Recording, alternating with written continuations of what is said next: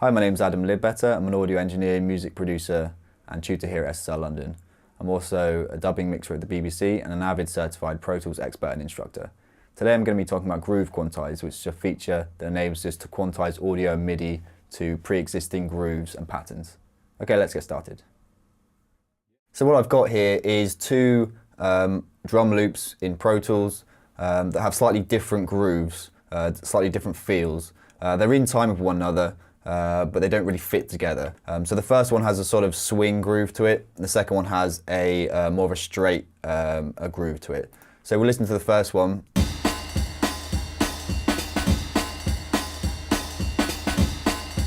So you can hear it's sort of, it's got that swing groove to it, and the second one, a bit more straight.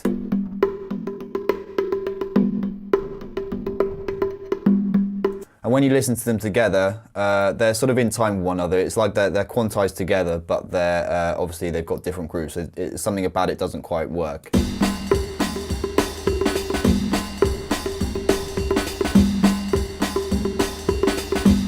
So what I'm going to do is actually quantize one of them to the other one. Normally when you're quantizing something, you're quantizing to a bar and beat grid, so maybe a quarter of a note, or an eighth note, or a 16th note. In this instance, what we're going to do is actually quantize the straight loop to the swung loop. So if I sort of zoom in here, you can see that the transients are sort of in different places.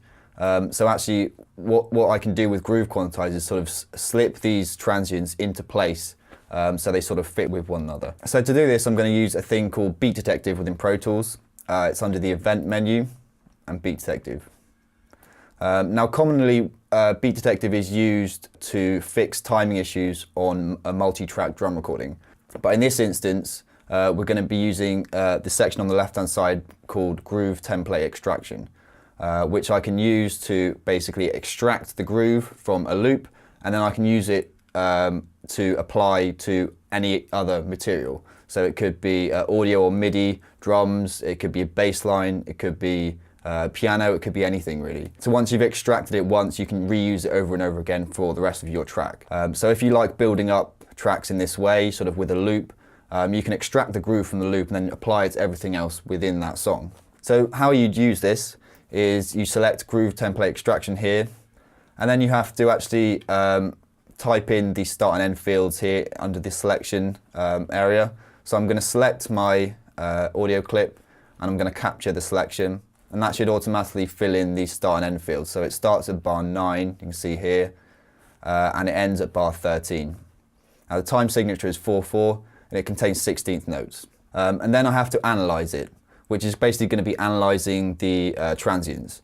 So I hit analyze, and then you have a sensitivity slider. So if I raise up this sensitivity slider, you can see some pink lines starting to appear, which is basically denoting transient events within the audio file. And it's these transient events that are going to determine basically the groove of the file. So we need to know exactly where each of these transients are, and it's going to sort of make its own grid based on these transients. So you have to be careful with this, not to have your sensitivity slider too high, because it's going to be taking too many transients and it's going to be a little bit confusing when you're applying it to something else. The transients, the thing that you're quantizing, the transients or the MIDI notes are going to be moving to the wrong place. So you have to make sure you get most of the main transients within the audio loop, but not too many, basically. So around sort of 25% is normally a good area.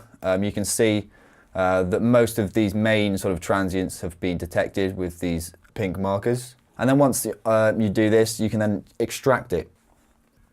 So you're basically saving that groove, and then we can apply it to other things. So I can either save it to the groove clipboard, which is just like copying it to the clipboard, or you can save it to the disk, which is going to get saved into my groove template folder. So I'm going to save to disk, and then automatically it navigates to your Pro Tools folder in Documents, into Grooves. Now Pro Tools comes with a bunch of pre-made grooves. What I'm going to do is create a new folder. Maybe let's call this Adam's Grooves. And I can just save it in the folder. So I can now make as many grooves as I want to, and I can just save them in that folder. So I'm going to call this the J5 groove, since it's from a Jurassic 5 track, and I can save it.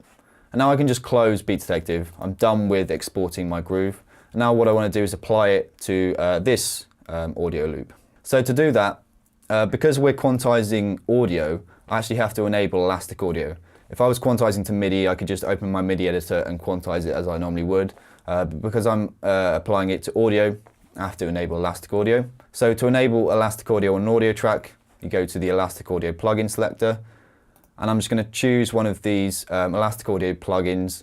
Rhythmic is best for rhythmic based or percussive based material. So now I can choose on my track view selector to go into warp view, and this is where we actually move around transients. You can warp, you can stretch or compress your audio.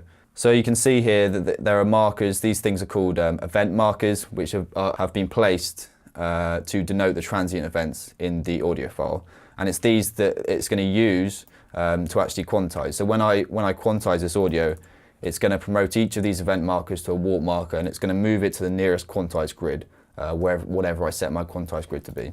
So I select my clip. I'm going to go up to Event Operations, and Quantize.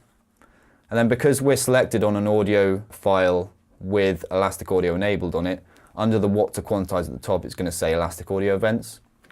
Now normally if I was quantizing to my bar beat grid, I would select my quantized grid here, so 8th note, quarter of a note, 16th note, and I'd apply it.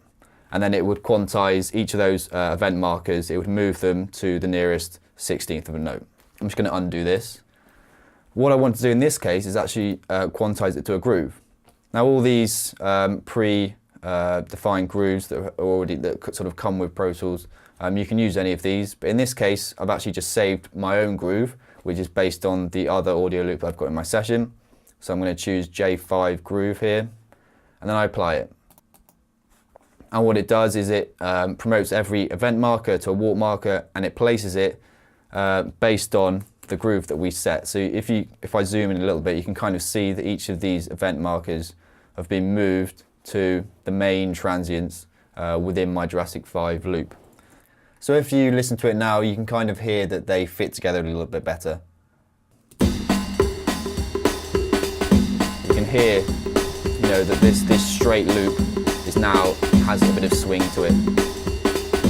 If I undo, we can listen to how it was before. Redo it.